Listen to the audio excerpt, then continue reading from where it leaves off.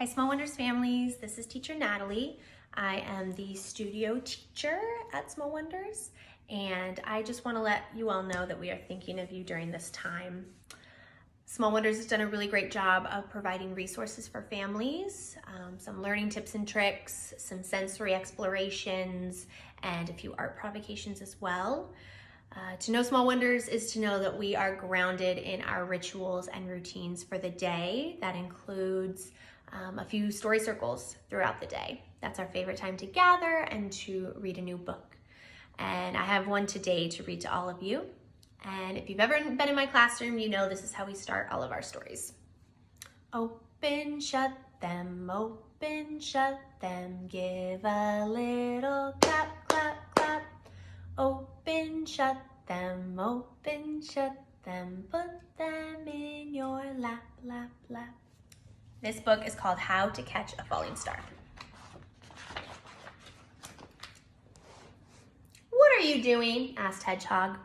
Sitting and waiting for the star to fall, replied Bear grumpily. The last star of the year. Oh, can I wait too?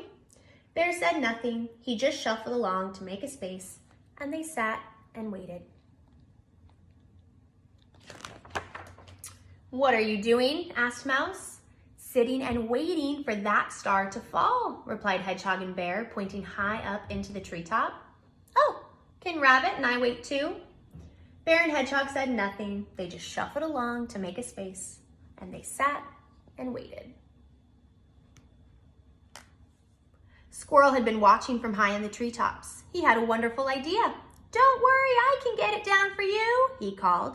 He reached out his paw. No, cried Bear, Hedgehog, and Mouse. Rabbit was too shy and said nothing. Don't touch it, said Bear. If you touch it, the magic will be lost. Squirrel stopped. What magic? Very strong magic, but not if you touch it, shouted Bear. Squirrel looked closely. The leaf looked the same as all the other leaves he had seen on the tree. Squirrel scampered down the tree and rummaged through a pile of leaves. What is he doing? Asked Bear. I can't see, said Mouse. I'm too small. Bear smiled for the first time. Sit on my shoulder if you like. Mouse was surprised. Thank you, he said. No one noticed Squirrel scampering back up the tree. Now he sat there with a leaf in his hand. Silently, he dropped it. Bear gasped. Hedgehog shook. Mouse squeaked, and they all watched the leaf fall. We have to catch it, called Bear. We have to catch the magic. But where had it gone? Still no one had noticed Squirrel. Suddenly, his little tummy shook as he let out a big chuckle. They all looked up. It's right there, chuckled Squirrel. Behind you. Bear turned around, but the leaf wasn't there. Mouse and Rabbit turned around, but the leaf wasn't there. Hedgehog turned around, but he couldn't see the leaf either. Suddenly, Bear, Rabbit, and Mouse started to laugh.